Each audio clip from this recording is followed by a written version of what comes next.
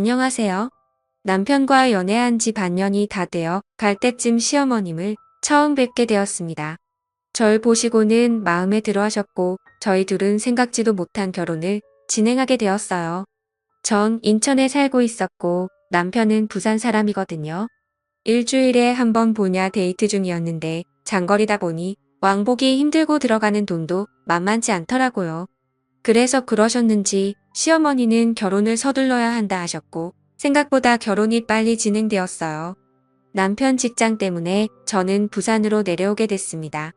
결혼 준비할 때까지 남편은 속 한 번 썩인 적 없었고 시부모님 또한 잘해주셨기 때문에 모든 게 순조롭다 생각했어요. 몇 달 동안 남편 뒷바라지 때문에 시어머니는 집 얻어 동거하다가 결혼하라 하셨고 그렇게 했습니다. 운수는 과하지도 모자랄 것도 없이 남들 하는 만큼 해왔고 들어가는 돈이 많아 검소하게 꾸며가며 행복하게 하루하루를 보냈습니다.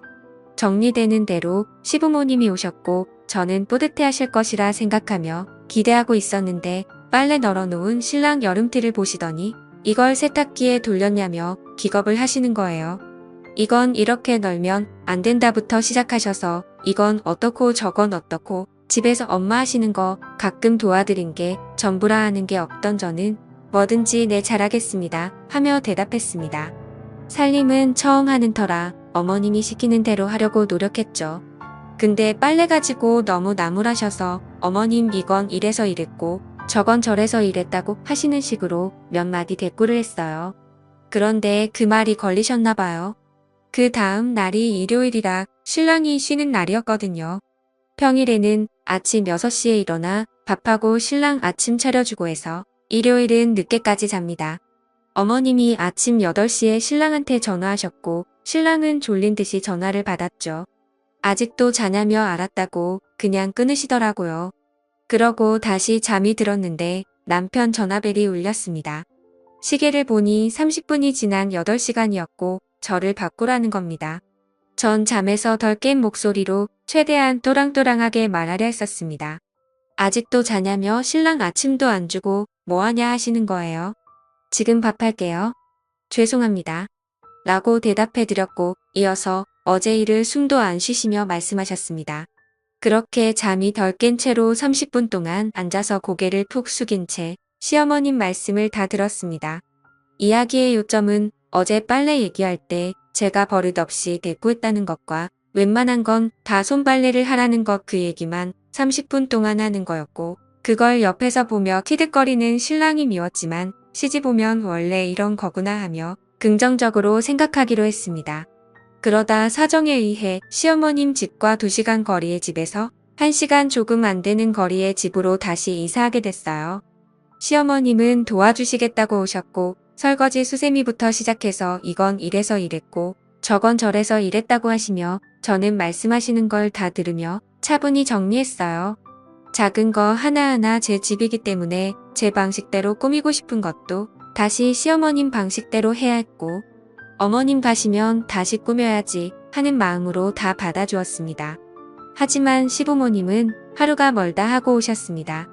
어머님이 시계를 달아놓은 위치에 시계가 없으면 서운해하실까봐 떼지도 못하겠다군요. 어떻게 어머님께 맞추려 노력하고 또 노력했어요. 어머님은 항상 나 같은 시어머니 도 없다.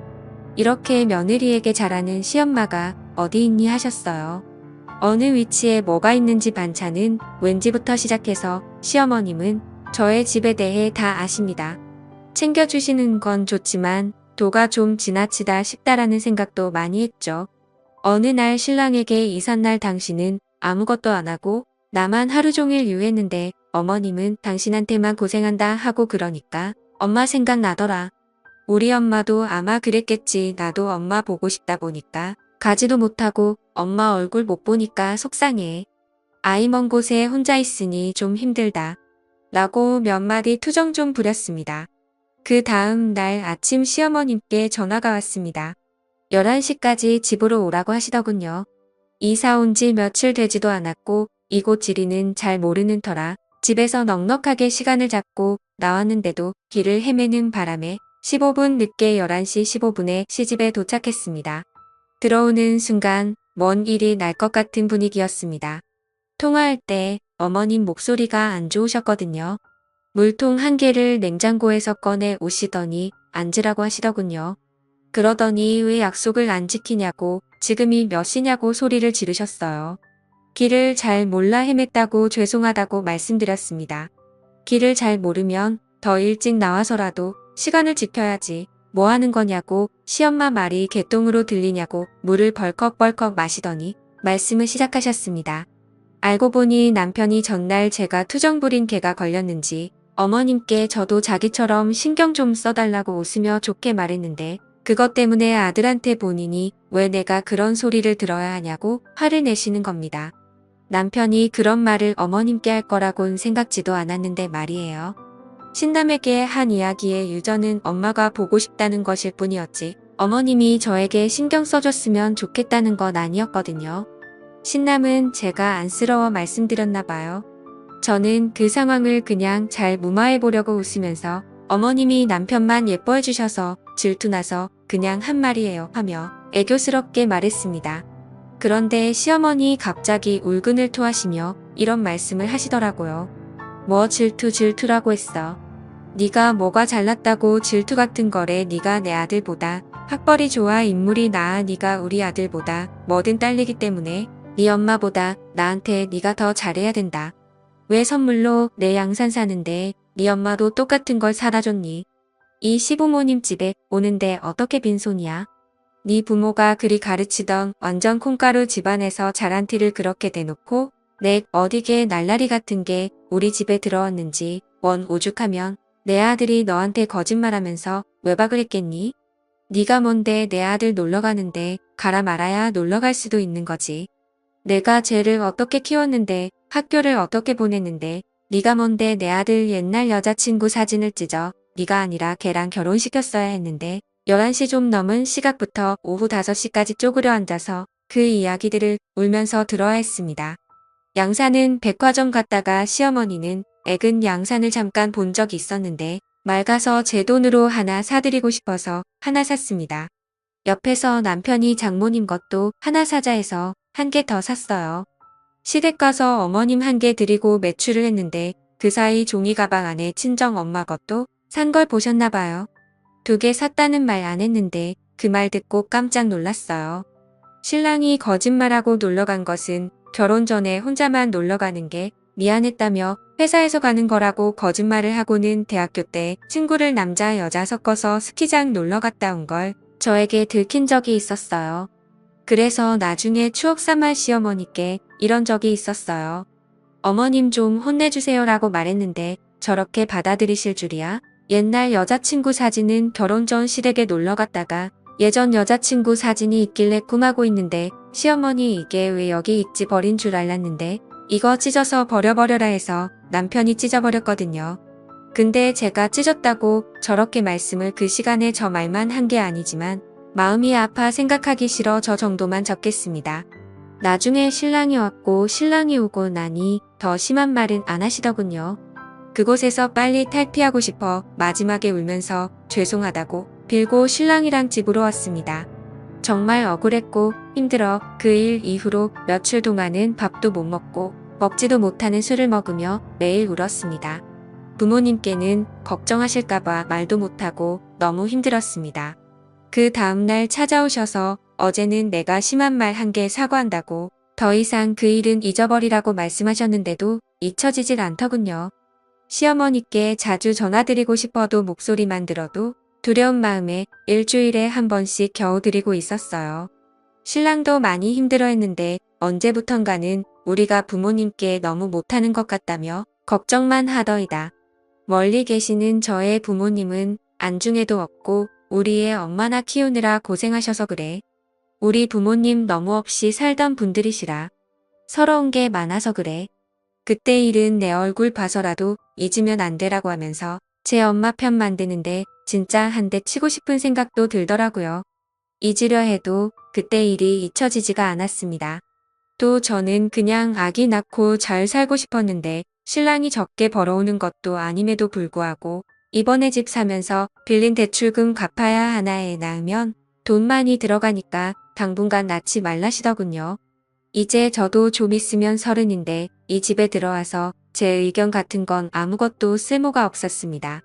이곳에 와서 제가 의지할 수 있는 건 남편뿐인데도 지 엄마한테 싫은 소리 한마디만 해도 마음 아파하는 효자이기 때문에 이러지도 저러지도 못했습니다.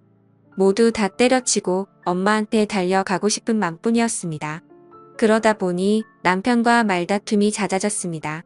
그럴 때마다 CM이라는 인간은 저한테 어디 천한 남편한테 큰 소리를 했고, 저는 당신은 이제 어머님한테 우리 다툰 것까지 이야기하냐고 따졌습니다. 매일 반복 지긋지긋했어요. 그리고 얼마 후 남편이 다른 여자를 만나는 걸 알게 된 겁니다. 알고 보니 결혼 전 남편이 제 앞에서 찢어버렸던 사진의 주인공, 그러니까 남편의 전 여친이었습니다. 결혼 후에도 저 몰래 그 여자랑 데이트도 하고 놀이공원도 가고 또 함께 영화도 보면서 연인처럼 지내왔던 겁니다. 제가 어떻게 당신이 나한테 그럴 수가 있냐고 따졌더니 남편이라는 스프가 눈을 동그랗게 부릅뜨더니 저한테 하는 말이 가관이었습니다. 안녕하세요. 남편과 연애한 지 당신은 추억이라는 건 없는 사람이야.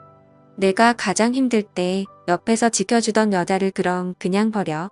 요즘 집안 사정도 힘들고 남편이랑도 힘들다고 해서 가끔 만나서 고민 들어주고 그랬던 것뿐이야. 내가 그 여자랑 잠을 잤어. 내가 당신이랑 결혼하면 내 인간 관계 다 끊어야 돼. 갑자기 가막혀서 말이 안 나오더라고요. 당신 그걸 말이라고 해. 라고 따지니 집을 나가지 애미한테 달려가서는 한동안 돌아오지 않더라고요. CM이라는 은처 혼자 있는 집에 달려와서는 무슨 결혼하면서 네가 그런 식으로 밥까지 긁으니 남편이 숨을 쉴 수가 있겠니? 네가 뭐 하나 잘나고 이쁜 게 있어야 우리 아들도 널 이뻐하지. 남자는 다 여자하기 나름인 게야 라고 하시는데 정말 저 그날 너무 열받아서 말 함부로 하지 제가 뭘 그렇게 잘못했냐고 시집와서 어머님 말씀 모두 순종하고 아기 낳는 것도 포기하고 살고 있지 왜 다 내 탓이라고 하시냐고 따졌습니다. 그렇게 제가 싫으시고 못마땅하면 이혼하겠다고 당시 나들 그냥 때리고 평생 사시라고. 나는 당신이랑 당시 나들 모두 감당 못하겠다고 위자료 준비하라고 큰 소리를 쳤죠. 그랬더니 어머님 엄청 놀라는 눈치였습니다. 저는 어머님 앞에서 당장 짐을 싸서 친정에 갔습니다. 정말 이혼할 각오를 하고요. CM이는 제 짐을 뺐더니만 어디 어른 앞에서 건방지게 뭐하는 짓이냐고 네 애미 애비한테 그렇게 배워먹었냐고 소리를 지르시더라고요. 그래서 저도 큰 소리로 왜 자꾸 우리 부모님 욕하시냐고 우리 부모님이 도대체 어머님한테 뭘 그렇게 잘못했냐고 따지니 저를 이렇게 키운 게 큰 잘못이라고 하시대요. 더 이상 할 말도 없고 말도 섞기 싫어서 나왔습니다. 그렇게 한 달이 지났습니다. 저는 편의점 아르바이트를 시작했어요. 걱정하는 부모님 얼굴도 보기 힘들었지만 다시 그 집에 들어가는 게 더 힘들더라고요. 버는 돈 없이 부모님께 손 벌리는 것도 싫었기에 일을 시작한 겁니다. 그동안은 남편은 하루가 멀다 하고 연락을 했습니다. 우리 엄마 걱정 그만 시키고 당장 와서 무릎 꿇고 빌고 돌아오라고요. 남편은 자기가 바람핀 것도 아닌데 왜 제가 집을 나가냐고 이제 좀 철 좀 들라고 저한테 다그치더라고요. 어이가 없어서 정말 그래서 제가 딱 잘라 말했습니다. 내가 정말 들어갔길 원하면 네가 만나는 여자들 다 정리하고 네 부모랑 나 사이에서 첫신 잘하라고요.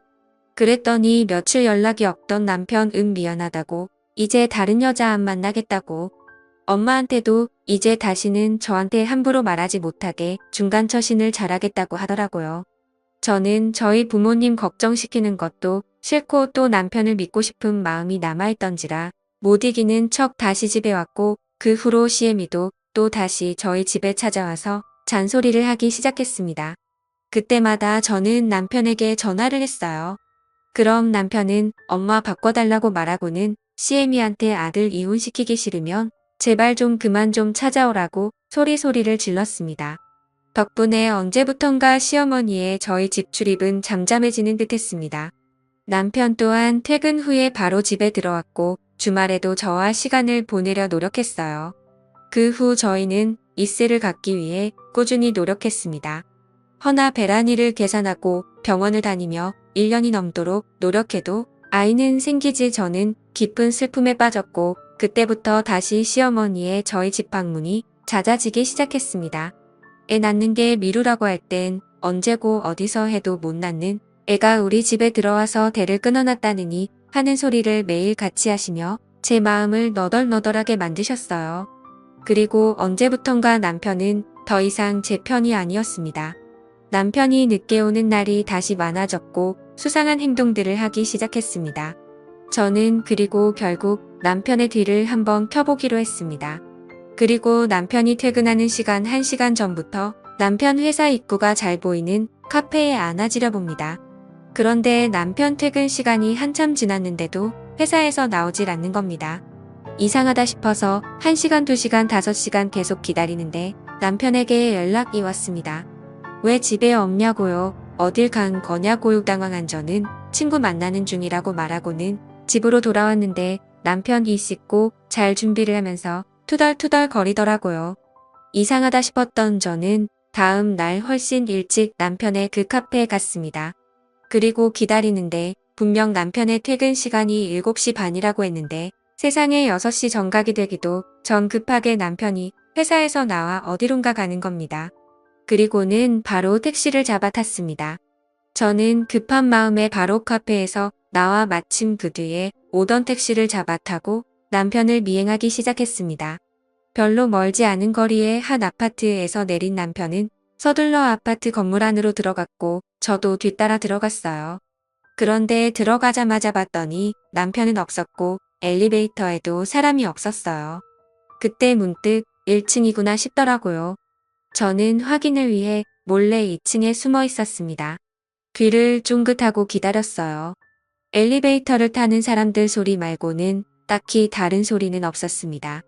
그리고 몇 시간이 지나 1층 문이 열리는 소리가 들리더니 남편의 목소리가 들렸어요. 또 올게. 저는 심장이 터지는 줄 알았습니다. 남편이 떠나고 나서 또 한동안 저는 2층 구석에서 추라하게 쪼그려 앉아 있었어요. 그리고 용기를 내서 남편이 나온 그 집 초인종을 눌렀습니다. 누구세요? 아까 남편과 대화하던 여자의 목소리가 들렸고 저는 제 남편의 이름을 대며 김선준 씨 아내 되는 사람입니다. 라고 말했습니다. 그랬더니 문을 열어주는데 그 여자 등 뒤에 아이가 새근새근 자고 있더군요. 저는 당황하는 여자의 얼굴을 바라보며 집 안으로 들어갔고 그 안에서 못 볼 꼴을 보고 말았습니다. 그 여자 내 집 거실에 걸려있던 사진 제 남편과 찍은 사진이었어요. 심지어 아이와 셋이 찍은 사진은 최근 사진 같아 보였습니다. 그렇습니다. 제 남편은 두 집 살림을 하고 있었던 겁니다. 너무나 어이가 없던 저는 정신을 잃을 뻔했습니다. 그 여자에게 당신 이 남자 가정 있는 거 알았냐고 물으니 아무 말도 못하더니만 끝내 오열하며 말하더군요. 오래전부터 사랑했던 남자고 결혼까지 생각했었는데 어머님이 반대하셔서 못했다고. 그래서 포기하고 지내고 있었는데 어느 날 제 남편이 이혼했다고 하면서 돌아왔고 그날 실수로 가진 아이가 태어나서 결혼식을 미루고 살아온 거라고요. 시어머니도 이 사실을 아시냐 했더니 어머님도 이혼했다고 분명히 말했고 아이를 가지고 나서부터는 정말 며느리처럼 잘 대해주셔서 생각도 못했다고 하는데 저한테는 애기 미루라고 종용했던 사람이 막상 숨주가 생기니 그렇게 좋았나 봅니다. 정말 눈물만 나더라고요. 그러면서 정말 본인도 몰랐다고 뭔가 이상하다고 생각은 했지만 뱃속의 아이 때문인지 의심이 드는 일이 있어도 무시하려고 애쓰고 살아왔다고. 그런데 제가 김선준 씨 아내 되는 사람이라고 말하는 순 모든 것들이 이해가 됐다고 본인도 피해자라고 하더라고요. 그런데 이 여자, 저한테 이렇게 알게 된 게 그냥 자기 아이 아빠랑 이혼을 좀 해주라고 하더라고요. 저는 그렇게는 못하겠다고 당신이 진짜 아무것도 몰랐다는 거 못 믿겠고 당신한테 상간녀 소송도 하겠다고 했더니 본인은 정말 아무것도 몰랐다고 하면서도 자꾸만 우리 아이를 봐서라도 제발 그냥 조용히 이혼해달라고 하고 말하면서 우는데 지 엄마가 우니 그 엎혀있던 아이도 서럽게 울더라고요.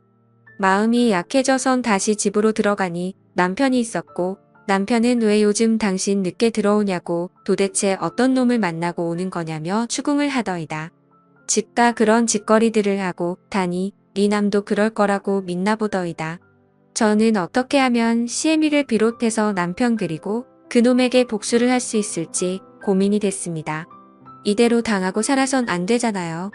저는 소송을 이기기는 방법밖에는 없단 생각에 증거를 모으기로 했고 그날 밤 그 여자에게 전화를 걸어 통화 내용을 녹음했습니다. 저는 그 여자가 의심하지 않게끔 나 몰래 내 남편 만난 게 솔직하게 말해라. 모든 것을 몰랐다는 게 나는 믿을 수 없다. 솔직하게 말해주면 내가 용서해주고 이혼해주겠다고 했어요. 그랬더니 그 여자 정말 몰랐다고 하더라고요. 미안하다고 하면서 말이에요.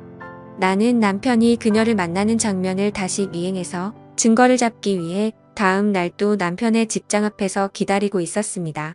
남편이라는 놈은 또 신나게 6시 좀 안 되게 나와 택시를 잡더군요. 나는 미리 불러놓은 택시를 잡아 타고 남편을 따라갔습니다. 그런데 남편은 그 아파트로 가는 게 아니라 다야가 원농촌으로 들어가던 이만한 빌라 앞에서 내리더라고요. 아직도 그 빌라 이름이 기억이 나네요. 한마음 빌라. 빌라 이름과는 반대로 이놈 마음은 도대체 몇 개인지 모르겠더라고요. 또 어떤 년을 만나러 왔나 싶어 뒤따라 들어갔는데 그 빌라 꼴에 엘리베이터가 있는데 남편이 들어가고 나서 3층에서 멈추더라고요. 오, 3층이구나. 나는 뒤따라 엘리베이터를 타고 4층에서 내려 1층을 내려갔습니다. 혹시라도 엘리베이터 앞에서 마주칠 것을 대비해서 말이에요. 남편은 이미 사라져 있었고 1층에 두 집이 있었던 터라 어떤 집에 들어갔는지 알 수가 없었어요. 나는 배달의 민족으로 짜장면과 짬뽕을 두 집 모두에 주문했습니다. 배달원은 10분도 안 돼 와주었고 두 집에 초인종을 눌렀어요. 그러자 한쪽 집에는 아무도 없는지 나오지 않았고 한쪽 집에서는 남편의 목소리가 들리더니 배달원이랑 뭐라 대화를 하더니 배달원을 돌려보내더라고요. 나는 문이 닫히는 소리를 듣고 그 배달원을 조용히 불러서 내가 시킨 거라고 말하고 짜장면과 탕수육을 받아들이고 그리고는 짜장면 비닐 포장을 벗기고 조용히 다시 초인종을 눌렀어요. 인터폰에 제 얼굴이 찍힐까봐 한쪽 구석에 숨어서 초인종을 눌렀고 바로 또 문이 열렸습니다. 나는 핸드폰 카메라를 펴서 문이 열린 틈을 찍었습니다. 그리고는 못 볼 꼴을 보고 말았네요. 그 집 안에는 새파랗게 절는 어떤 대학생 여자애가 하얀색 이불을 온몸에 돌돌 말고 서 있었고 그 앞에는 속옷 차림의 남편이 문을 열고는 서서 나를 토끼 눈으로 바라보고 있었습니다.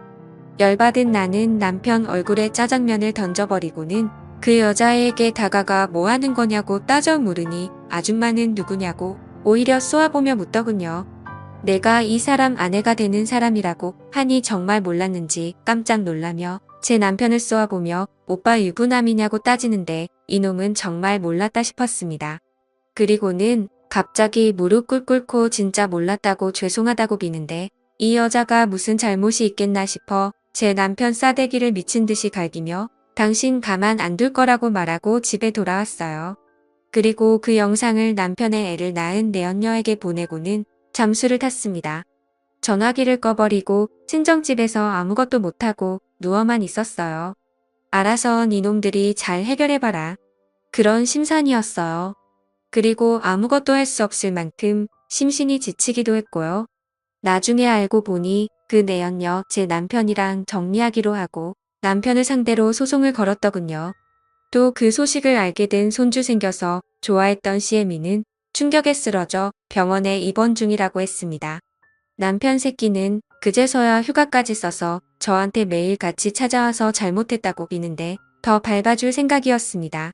그런데 입원했다던 시어머님이 저희 친정에 오셔서는 미친 듯이 초인종을 누르시더라고요. 저랑 저희 부모님은 놀라 문을 열어드렸는데 환자복을 입고는 오셔서는 제 앞에서 무릎을 꿇으며 제발 본인 손주 잃지 않게 해달라고 자기한테 하나밖에 없는 핏줄 자기한테 다시 돌아올 수 있게 도와달라고 그 여자 그러니까 큰 내연녀한테 제발 잘 좀 말해달라고 비시는 겁니다.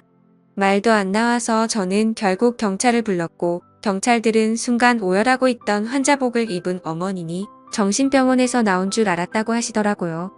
그 모습을 제 남동생이 모두 찍었고 저는 소송에서 하나의 증거로 또 사용할 수 있게 되었습니다. 이제부터 본격적으로 이혼 소송을 준비하려 합니다. 감사합니다.